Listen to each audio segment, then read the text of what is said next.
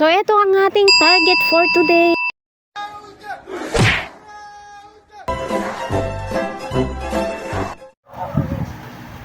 Hello mga may! So for today's video, budol na naman tayo. So ayan, tamang-tama, hindi pa umalis si partner. Pinaayos ko muna siya ng kortina namin. So ayan, tamang-tama, dumating din yung parcel ko galing sa TikTok. So ayan, pinabayad ko muna siya. At ayan, nagre-reklamo din siya guys.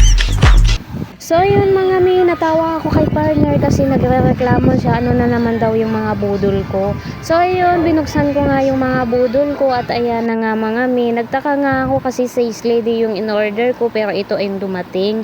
Pero pag check ko ng TikTok ko mga mi, yung in-order ko at ito nga talaga yung na-order ko. Hindi pala sales lady. So ayun, okay na rin mga mi kasi mabango naman siya.